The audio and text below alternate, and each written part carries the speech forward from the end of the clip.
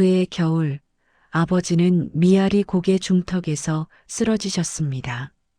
지게의 실은 연탄 40장이 빙판길에 쏟아져 내렸고 저는 그 검은 덩어리들 사이에 쓰러진 아버지를 보았습니다. 48살 아버지의 입에서 피가 섞인 흰 김이 피어올랐습니다. 지금 여러분이 차를 타고 10분이면 오르는 이 미아리 고개, 1970년대 우리 아버지에게는 매일 넘어야 하는 히말라야였습니다. 새벽 5시 종로 단성사 앞에서 남의 짐을 지게에 싣던 아버지는 저녁 7시가 되어서야 그 무거운 등짐을 지고 이 가파른 고개를 올랐습니다. 한 걸음 오를 때마다 지게가 삐걱거렸고 아버지의 무릎이 후들거렸습니다. 그런데 아버지는 단 한 번도 지게를 중간에 내려놓지 않으셨습니다. 왜냐하면 그 지게 위에 실린 건 연탄이 아니라 우리 가족의 내일이었기 때문입니다. 그날 밤 아버지가 처음 꺼낸 말은 아프다는 말도 미안하다는 말도 아니었습니다. 연탄 깨진 거 몇 장이냐? 그 순간 저는 알았습니다. 아버지에게 미아리 고개는 고개가 아니라 전쟁터였다는 걸. 오늘 들려드릴 이야기는 한 지게꾼 아버지가 이 가파른 인생을 버텨낸 기록입니다. 아버지가 처음 지게를 메신 건 23, 6.25 전쟁이 끝나고 아무것도 남지 않았던 그 해였습니다. 아버지의 하루는 새벽 4시 반에 시작되었습니다. 어머니가 부엌에서 보리밥을 뜸 들이는 소리에 아버지는 눈을 뜨셨습니다. 겨울이면 방바닥도 차가웠지만 아버지는 한 번도 이불 속에서 꾸물거리지 않으셨습니다.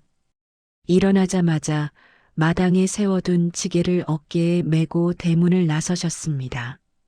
미아리에서 종로까지는 걸어서 1시간 반이 걸렸습니다. 새벽 공기는 칼날처럼 차가웠고 아버지의 입김은 하얀 연기처럼 피어올랐습니다. 아직 어둠이 가시지 않은 거리를 아버지는 묵묵히 걸으셨습니다. 지게가 텅 비어 있을 때가 오히려 어깨가 허전하다고 하셨습니다. 단성사 앞 모퉁이에는 이미 5-6명의 지게꾼들이 모여 있었습니다. 다들 아버지처럼 해진 작업복을 입고 낡은 고무신을 신고 있었습니다. 누가 먼저랄 것도 없이 담배 한 대씩 피워 물고는 첫 손님을 기다렸습니다. 말이 없었습니다. 아침 인사도 없었습니다. 그저 서로의 얼굴을 보는 것만으로도 오늘도 살아야 한다는 걸 확인하는 것 같았습니다. 해가 뜨면 남대문 시장 상인들이 하나둘 나타났습니다. 보따리상들이었습니다. 천뭉치를 실어달라는 사람, 그릇 상자를 옮겨달라는 사람, 쌀가마를 날라달라는 사람. 아버지는 마다하지 않으셨습니다. 지게 위에 실을 수만 있다면 무엇이든 날랐습니다. 아버지가 제일 힘들어하신 건 도자기를 나를 때였습니다. 무거운 건 참을 수 있었지만 깨지는 물건은 조심스러웠습니다. 한 번 깨지면 품삯을 받지 못했습니다. 그래서 아버지는 도자기를 실을 때만큼은 새끼줄로 몇 번이고 단단히 묶으셨습니다. 한 걸음 한 걸음 내디딜 때마다 뒤를 돌아보며 짐이 흔들리지 않는지 확인하셨습니다. 점심때가 되면 아버지는 골목 구석에 지게를 세워두고 주머니에서 보자기를 꺼내셨습니다. 어머니가 싸주신 주먹밥이 들어 있었습니다. 보리가 섞인 밥에 김 한 장이 전부였지만 아버지는 그걸 물과 함께 후루룩 넘기셨습니다. 다른 지게꾼들도 마찬가지였습니다. 모두 같은 시간에 같은 자리에서 말없이 밥을 먹었습니다. 오후가 되면 다시 짐이 늘어났습니다. 종로와 을지로를 오가며 아버지는 하루에 대여섯 번은 지게를 매셨습니다. 품삯은 한 번에 100원에서 200원 정도였습니다. 좋은 날은 1,000원을 벌었고 안 좋은 날은 500원도 안 되었습니다. 그래도 아버지는 빈손으로 집에 돌아가는 법이 없으셨습니다.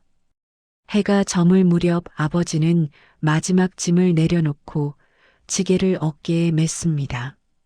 이제 집으로 돌아갈 시간이었습니다. 하지만 텅 빈 지게를 메고 미아리로 가는 길은 올 때보다 더 멀게 느껴졌습니다. 종로 내거리를 지나 도남동 쪽으로 접어들면서 아버지는 한숨을 내쉬셨습니다. 이제부터가 진짜 고개였습니다. 미아리 고개는 도남동 로터리에서 시작되었습니다. 멀리서 보면 그저 완만한 언덕처럼 보였지만 막상 걸어 올라가면 숨이 턱까지 차올랐습니다. 아버지는 고개 입구에 서서 잠시 숨을 고르셨습니다. 손등으로 이마에 땀을 닦으시고는 신발끈을 다시 한번 조여 매셨습니다. 고개를 오르기 시작하면 주변이 조용해졌습니다. 아래쪽 시내의 소음은 점점 멀어지고 바람 소리만 귓가를 스쳤습니다. 가로등도 듬성듬성 서 있어서 해가 지면 어둠이 짙게 깔렸습니다. 아버지는 그 어둠 속을 혼자 걸으셨습니다. 고개 중턱쯤 오르면 숨이 가빠지기 시작했습니다. 아버지의 걸음이 느려졌습니다. 한 걸음 오르고 숨을 한 번 쉬고 또 한 걸음 오르고 다시 숨을 쉬셨습니다. 지게는 비어 있었지만 어깨는 여전히 무거웠습니다. 하루 종일 짐을 진 어깨는 이미 퉁퉁 부어 있었습니다. 겨울이면 고개가 더 험했습니다. 눈이 오면 길이 미끄러웠고 바람이 불면 체감 온도는 영하 10도 아래로 떨어졌습니다. 아버지는 바람막이 점퍼 하나로 그 추위를 견디셨습니다. 점퍼 안에는 얇은 내복 한 벌이 전부였습니다. 어느 날 눈이 쏟아지던 밤이었습니다. 아버지는 고개를 반쯤 올라오다가 길을 잃으셨습니다. 눈이 너무 많이 쌓여서 어디가 길이고 어디가 비탈인지 구분이 안 되었습니다. 한참을 헤매다가 겨우 익숙한 전봇대를 발견하고서야 방향을 찾으셨다고 했습니다. 그날 아버지는 평소보다 2시간이나 늦게 집에 도착하셨습니다. 온몸이 눈으로 뒤덮인 채 대문을 여셨을 때 저는 아버지가 눈사람처럼 보였습니다. 어머니가 황급히 달려가 아버지의 옷을 털어드렸고 저는 방에서 아랫목을 미리 데워두었습니다. 그런데 아버지는 방으로 들어오시기 전에 마당에 세워둔 지게부터 확인하셨습니다. 눈에 젖은 지게를 처마 밑으로 옮겨놓고 헝겊으로 물기를 닦으셨습니다. 지게가 썩으면 새 지게를 살 돈이 없다는 걸 아버지는 너무나 잘 알고 계셨습니다. 비가 오는 날도 마찬가지였습니다. 장마철이면 고개는 진흙탕으로 변했습니다. 한 발 내디디면 신발이 진흙 속으로 푹푹 빠졌습니다. 아버지는 고무신이 벗겨질까봐 발가락에 힘을 주고 걸으셨습니다.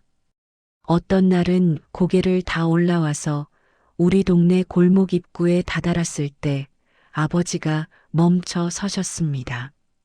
그리고 주머니에서 손수건을 꺼내 얼굴에 땀과 먼지를 닦으셨습니다. 집에 들어가기 전에 조금이라도 깨끗한 모습으로 들어가고 싶으셨던 것 같습니다. 저는 가끔 저녁 무렵이 되면 골목 어귀까지 나가서 아버지를 기다렸습니다.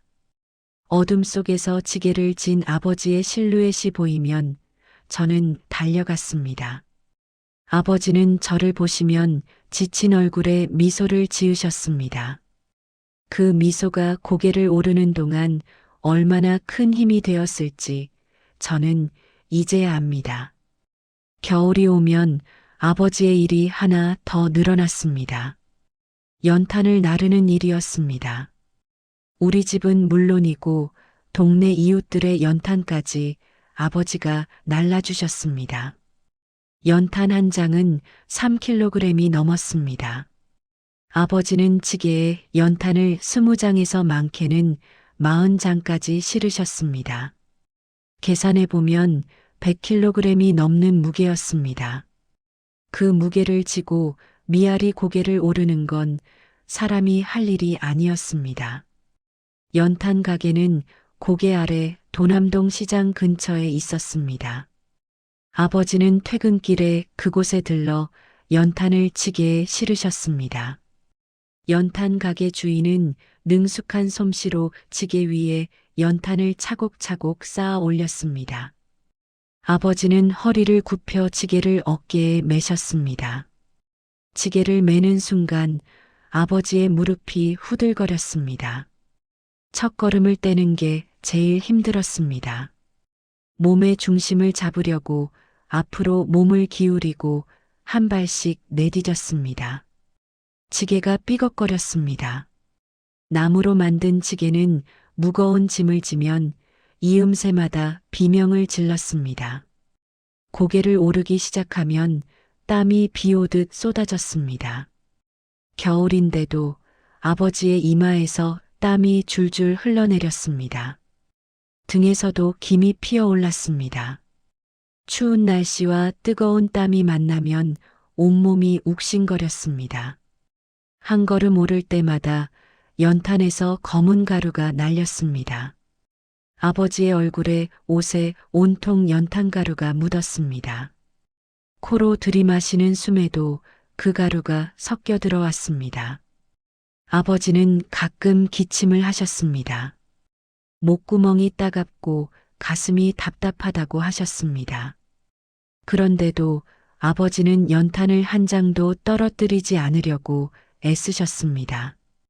연탄이 떨어져 깨지면 그만큼 손해였습니다. 깨진 연탄은 불이 잘 안 붙었고 제대로 타지도 않았습니다. 아버지는 고개를 오르는 내내 뒤를 돌아보며 연탄이 흔들리지 않는지 확인하셨습니다. 중턱쯤 오면 숨이 턱까지 찼습니다. 아버지는 잠시 멈춰서서 숨을 고르셨습니다. 하지만 지게를 내려놓지는 않으셨습니다. 한번 내려놓으면 다시 매기가 더 힘들다는 걸 아셨기 때문입니다. 그냥 허리를 조금 펴서 지게의 무게중심을 옮기고는 다시 걸으셨습니다. 어느 날은 눈이 내리는 날이었습니다. 빙판길 위에 눈이 쌓여서 발을 디딜 때마다 미끄러졌습니다. 아버지는 평소보다 더 천천히 걸으셨습니다. 한 발 한 발 조심스럽게 땅을 딛고 중심을 잡으며 올라가셨습니다. 그때였습니다. 발이 헛디뎠습니다. 아버지의 몸이 앞으로 쏠렸습니다. 지게가 흔들렸고 연탄이 우르르 쏟아져 내렸습니다. 아버지는 그대로 넘어지셨습니다. 무릎과 손바닥이 땅에 찢혔습니다. 저는 그 장면을 봤습니다. 마침 물을 기르러 나왔다가 고개 중턱에서 쓰러진 아버지를 발견했습니다. 저는 소리를 지르며 달려갔습니다. 아버지는 땅바닥에 엎드린 채 일어나지 못하고 계셨습니다. 아버지 주변에는 검은 연탄들이 흩어져 있었습니다. 눈 위에 떨어진 연탄가루가 검은 얼룩처럼 퍼져나갔습니다. 아버지의 손에서 피가 났습니다. 그런데 아버지가 제일 먼저 하신 말씀은 이거였습니다. 몇 장이나 깨졌냐고 물으셨습니다. 그 순간 제 가슴이 무너져 내렸습니다. 우리 동네에는 수도가 없었습니다. 정확히 말하면 수도는 있었지만 우리 집까지 연결되지 않았습니다. 동네 입구 공터에 공동 수도가 하나 있었는데 거기서 물을 받아 날라야 했습니다. 공동 수도 앞에는 늘 사람들이 줄을 서 있었습니다. 양은 물통을 든 아주머니들, 양동이를 든 아이들, 물지개를 맨 아저씨들, 모두 자기 차례를 기다렸습니다. 수도꼭지는 하나뿐이었기 때문에 물을 받는 데만 한참이 걸렸습니다. 아버지는 종로에서 하루 종일 일하고 돌아오셔서도 쉬지 못하셨습니다. 저녁을 드시고 나면 물지개를 메고 다시 나가셨습니다. 우리 집에서 공동 수도까지는 10분 정도 걸렸지만 물을 가득 실은 지게를 지고 오르막길을 올라오려면 30분은 좋게 걸렸습니다. 물통은 양철로 만든 큰 통이었습니다. 한 통에 20리터 정도 들어갔습니다.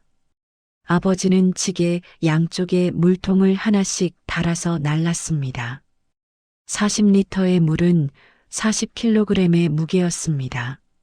물을 나를 때 제일 조심해야 하는 건 출렁임이었습니다. 걸을 때마다 물통 안의 물이 철벅철벅 흔들렸습니다. 물이 넘쳐서 땅에 쏟아지면 그만큼 다시 길어야 했습니다. 아버지는 걸음을 최대한 부드럽게 옮기려고 애쓰셨습니다. 어느 여름날이었습니다. 날씨가 너무 더워서 온 동네 사람들이 물을 많이 썼습니다. 빨래도 해야 하고 목욕도 해야 하고 마당에 물도 뿌려야 했습니다. 아버지는 그날 물을 5번이나 날랐습니다. 5번째 물을 지고 오실 때였습니다. 이미 해가 진 저녁이었습니다. 아버지는 가로등도 없는 어두운 골목길을 더듬더듬 올라오셨습니다. 그런데 발을 잘못 디뎠습니다.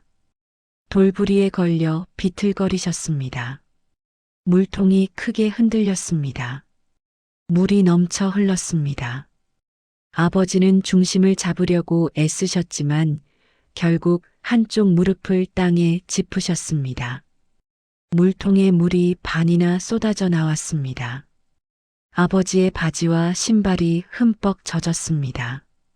저는 그 모습을 보고 달려가려고 했습니다. 하지만 어머니가 저를 붙잡았습니다. 가만히 있으라고 하셨습니다. 아버지가 혼자 일어나실 때까지 기다리라고 하셨습니다. 아버지는 한참 동안 그 자리에 무릎을 꿇고 계셨습니다. 어깨가 들썩거렸습니다. 우시는 건지 숨을 고르시는 건지 알 수 없었습니다. 그리고 천천히 일어나셨습니다. 무릎에 묻은 흙을 털지도 않고 다시 지게를 바로 잡아매셨습니다. 집까지는 이제 100m도 안 남았습니다. 하지만 아버지는 그 짧은 거리를 가장 천천히 걸어오셨습니다. 마침내 우리 집 대문 앞에 도착했을 때 아버지는 지게를 내려놓으셨습니다. 물통에는 물이 반밖에 남지 않았습니다. 아버지는 그 물통을 들여다보시고는 한숨을 쉬셨습니다. 그리고 다시 지게를 매려고 하셨습니다. 한 번 더 다녀오시겠다는 거였습니다. 어머니가 말렸습니다. 내일 하면 된다고 오늘은 그만 쉬시라고 했습니다. 하지만 아버지는 고개를 저으셨습니다. 내일은 내일 쓸 물을 또 길어야 한다고 하셨습니다. 그날 밤 아버지는 6번째 물을 지고 오셨습니다. 시계를 보니 밤 10시가 넘어 있었습니다. 아버지는 물독에 물을 가득 채우고 나서야 비로소 방으로 들어오셨습니다. 저는 그날 처음 알았습니다. 우리가 매일 마시는 물 한 바가지가 얼마나 무거운 무게인지를. 아버지의 발은 늘 상처투성이었습니다. 고무신 밑창이 닳아서 돌부리가 그대로 발바닥에 닿았기 때문입니다. 어머니가 새 고무신을 사드리자고 하면 아버지는 고개를 저으셨습니다. 아직 신을 만하다고 하셨습니다. 범표 고무신이었습니다. 까만 고무신에 호랑이 그림이 그려져 있었습니다. 처음 신으실 때는 밑창에 홈이 깊게 파여 있었습니다. 그런데 석 달만 지나면 그 홈이 다 닳아서 밑창이 반질반질해졌습니다. 미아리 고개의 거친 돌길이 아버지의 고무신을 갉아먹었습니다. 밑창이 닳으면 비 오는 날 더 미끄러웠습니다. 아버지는 빗길에 넘어지지 않으려고 발가락에 힘을 잔뜩 주고 걸으셨습니다. 그러다 보니 발가락 관절이 굵어지고 발톱이 눌려서 시퍼렇게 멍이 들었습니다. 어느 겨울날이었습니다. 눈이 쌓인 고개를 내려오시던 아버지의 고무신이 완전히 찢어졌습니다. 밑창과 윗부분이 분리되어 버렸습니다. 아버지는 할 수 없이 고무신을 손에 들고 맨발로 눈길을 걸어 내려오셨습니다. 집에 도착하셨을 때 아버지의 발은 새빨갛게 부어올라 있었습니다. 동상에 걸린 것처럼 퉁퉁 부었습니다. 어머니가 따뜻한 물에 소금을 풀어 아버지의 발을 담가드렸습니다. 아버지는 이를 악물고 참으셨습니다. 그날 저녁 어머니는 저와 남동생을 불러 앉히셨습니다. 그리고 우리가 신고 있던 운동화를 가리키셨습니다. 이 신발이 얼마나 귀한 건지 아느냐고 물으셨습니다. 아버지가 맨발로 눈길을 걸어오셔서 우리에게 사주신 신발이라고 하셨습니다. 저는 그때 처음 신발 밑창을 뒤집어 보았습니다. 운동화 밑창에는 촘촘한 무늬가 새겨져 있었습니다. 아버지의 고무신과는 비교도 안 되게 튼튼해 보였습니다. 그런데 그 신발을 신고 학교에 가면서 저는 한 번도 고맙다는 생각을 해본 적이 없었습니다. 아버지는 우리에게 새 신발을 사주시면서 정작 당신은 찢어진 고무신을 꿰매 신으셨습니다. 어머니가 바늘과 실로 고무신을 꿰매드렸습니다. 낡은 천 조각을 덧대어 안쪽을 보강했습니다. 그렇게 기운 고무신을 아버지는 또 석 달을 신으셨습니다. 봄이 되어서야 아버지는 새 고무신을 사셨습니다. 시장에서 제일 싼 고무신이었습니다. 200원짜리였습니다. 아버지는 그 고무신을 신어보시고는 만족스러운 표정을 지으셨습니다. 새 고무신 밑창의 홈이 깊다고 좋아하셨습니다. 저는 그 모습을 보면서 알았습니다. 아버지에게 고무신은 단순한 신발이 아니었습니다. 그건 가족을 먹여 살리기 위해 고개를 오르는 유일한 도구였습니다. 밑창이 닳는 만큼 우리 집 밥상이 차려졌고 우리 남매가 학교에 갈 수 있었습니다. 아버지의 발에는 굳은 살이 두껍게 박혀 있었습니다. 발 뒤꿈치는 갈라지고 트어서 피가 배어 나왔습니다.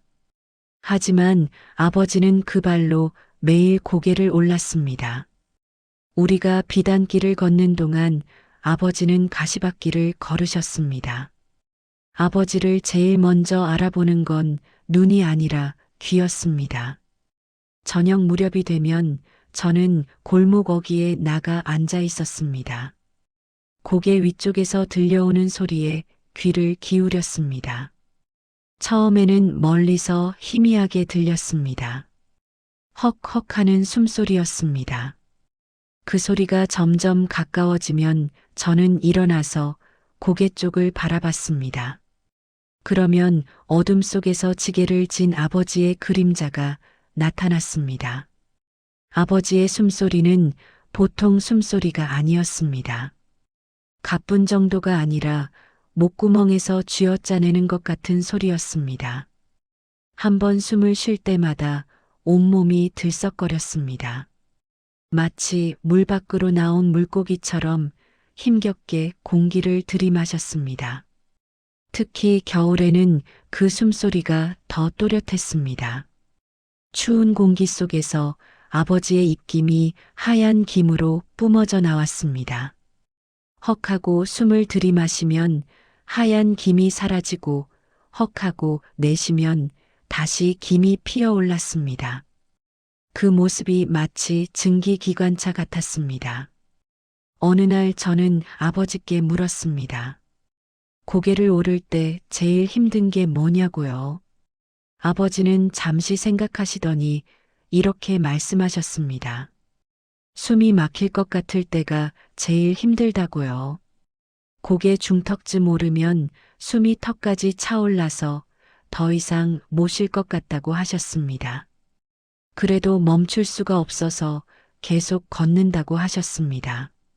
한 걸음 한 걸음 오를 때마다 이번엔 진짜 못 가겠다 싶은데 그래도 발이 움직인다고 하셨습니다. 그게 뭐 때문이냐고 제가 물었습니다. 아버지는 저를 보며 웃으셨습니다. 네가 기다리고 있으니까 간다고 하셨습니다. 고개 끝에서 우리 딸이 기다린다는 걸 아니까 발이 움직인다고 하셨습니다. 그 말을 듣고 저는 더 자주 마중을 나갔습니다.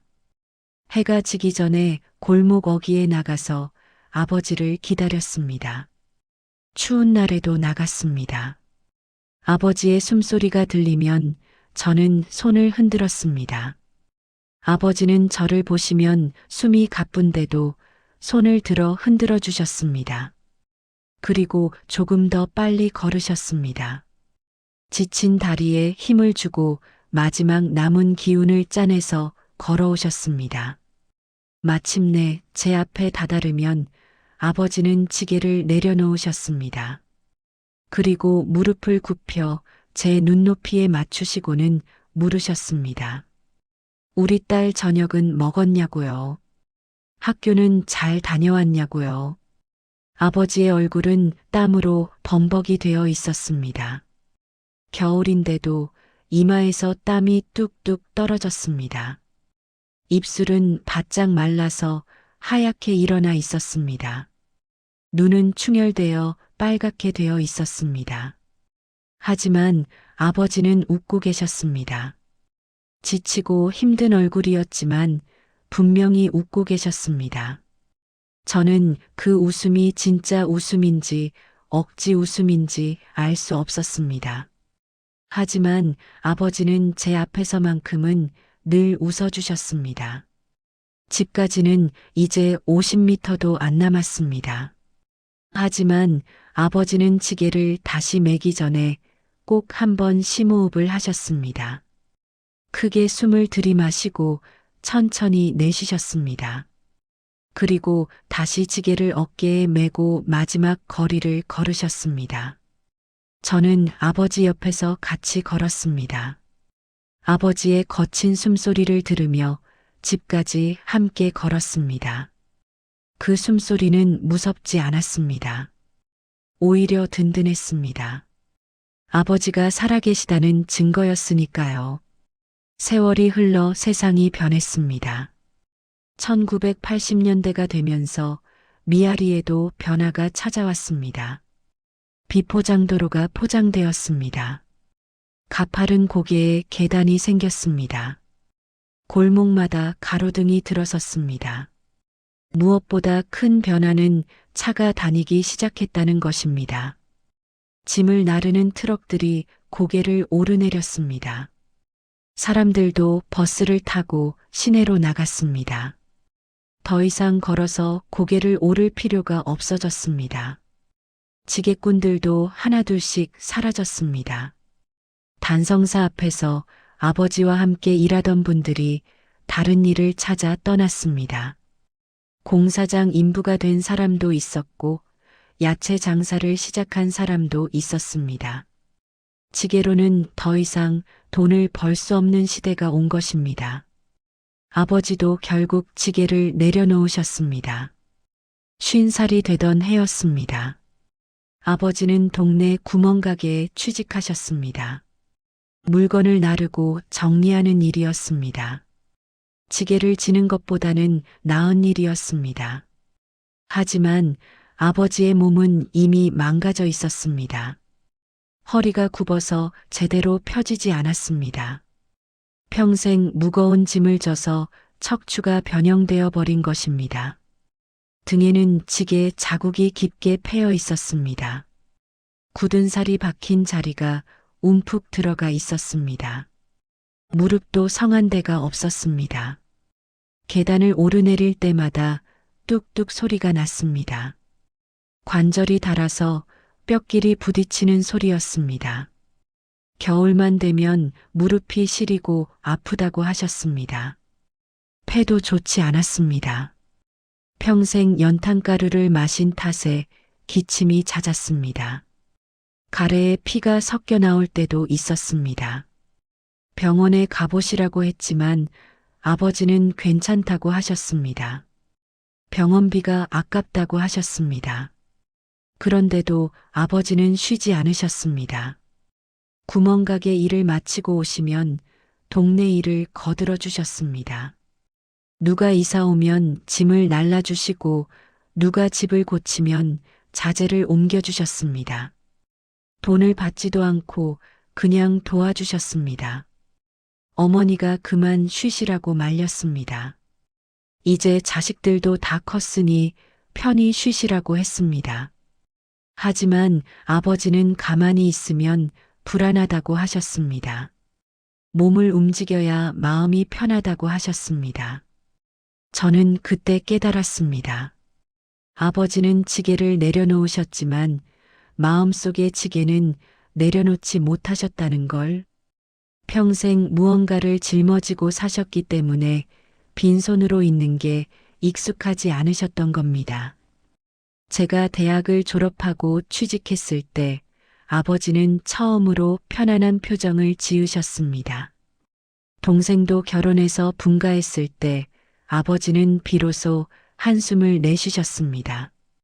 이제 다 키웠다고 중얼거리셨습니다. 하지만 그 후로도 아버지는 여전히 바쁘게 사셨습니다. 손주들이 태어나면 손주를 돌보시고 명절이면 온 집안일을 도맡아 하셨습니다. 아버지는 평생 쉬는 법을 배우지 못하셨습니다. 70이 되어서야 아버지는 정말로 일을 그만두셨습니다. 몸이 말을 듣지 않아서 어쩔 수 없었습니다. 하지만 집에만 계시는 아버지는 어딘가 불편해 보이셨습니다. 아버지의 등에는 여전히 지게 자국이 남아 있습니다. 그 자국은 사라지지 않습니다. 얼마 전 저는 차를 몰고 미아리 고개를 지나갔습니다. 아버지를 모시고 병원에 가는 길이었습니다. 고개를 오르는데 신호등에 걸려서 잠시 멈춰 섰습니다. 창밖을 보니 예전 우리가 살던 동네가 보였습니다. 아니, 정확히는 그 자리에 세워진 아파트 단지가 보였습니다. 옛날 판잣집은 다 사라지고 고층 아파트가 빼곡히 들어서 있었습니다. 도로는 넓고 깨끗하게 포장되어 있었습니다. 가로등이 환하게 거리를 밝히고 있었습니다. 차들이 쌩쌩 고개를 오르내렸습니다. 이제는 너무나 쉽게 오를 수 있는 고개가 되어버렸습니다. 조수석에 앉으신 아버지께 말씀드렸습니다. 아버지, 여기가 옛날 우리 살던 동네예요. 아버지는 창밖을 보시더니 고개를 끄덕이셨습니다. 그래, 여기가 우리 동네였지 하고 중얼거리셨습니다. 잠시 침묵이 흘렀습니다. 그러다 제가 물었습니다. 아버지, 그때 이 고개를 오르실 때 힘들지 않으셨어요? 아버지는 빙그레 웃으시며 말씀하셨습니다. 힘들었지 뭐. 하지만 아버지는 이렇게 덧붙이셨습니다. 그래도 행복했다고요. 집에 가면 니들이 기다리고 있으니까 힘들어도 행복했다고요. 고개를 오르면서 힘들다고 생각한 적은 없었다고요. 그냥 빨리 집에 가야겠다고만 생각했다고요. 신호등이 바뀌었습니다. 저는 다시 엑셀을 밟았습니다. 차는 부드럽게 고개를 올랐습니다. 10초도 안 걸려서 고개 정상을 넘었습니다. 예전에 아버지가 30분 동안 헉헉거리며 올랐던 그 고개를요. 저는 룸미러로 뒤를 돌아봤습니다. 미아리 고개가 점점 멀어졌습니다. 그 고개 어딘가에 아버지의 숨소리가 아직 남아있는 것 같았습니다. 땀방울이 떨어진 자리가 아직 젖어 있는 것 같았습니다. 아버지는 이제 80입니다. 허리는 더 굽었고 무릎은 더 아프십니다. 하지만 아버지의 눈빛만은 여전히 또렷합니다. 제가 안부를 여쭤보면 괜찮다고 웃으십니다. 예전 그 고개 끝에서 저를 보며 웃으시던 그 미소 그대로요. 병원에 도착해서 아버지를 부축해 드렸습니다. 아버지는 제 팔을 잡고 천천히 걸으셨습니다. 한 걸음 한 걸음 조심스럽게 내디뎠습니다. 예전에 고개를 오르시던 그 걸음걸이처럼요. 진료를 마치고 나오는 길에 아버지께서 말씀하셨습니다. 요즘 젊은 사람들은 참 좋겠다고요. 이렇게 좋은 세상에서 산다고요. 저는 아버지께 말씀드렸습니다. 아버지, 이 좋은 세상은 아버지 같은 분들이 만드신 겁니다. 아버지가 지게를 지고 오르셨던 그 가파른 길이 오늘날 우리가 편하게 다니는 이 탄탄한 길이 되었습니다. 아버지의 등에 패인 지게 자국은 상처가 아닙니다. 그건 이 나라를 일으켜 세운 훈장입니다. 아버지가 흘리신 땀방울 하나하나가 모여서 오늘의 대한민국이 되었습니다. 이제는 아버지 쉬셔도 됩니다. 그 무거운 짐은 이제 저희가 지겠습니다. 아버지가 우리에게 그러셨던 것처럼 저희도 다음 세대를 위해 기꺼이 무거운 것을 짊어지겠습니다. 아버지, 평생 고생하셨습니다. 아버지 덕분에 저는 행복합니다. 아버지 덕분에 저는 당당하게 살아갑니다.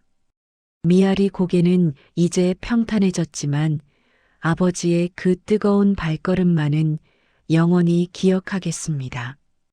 감사합니다, 아버지. 사랑합니다, 아버지.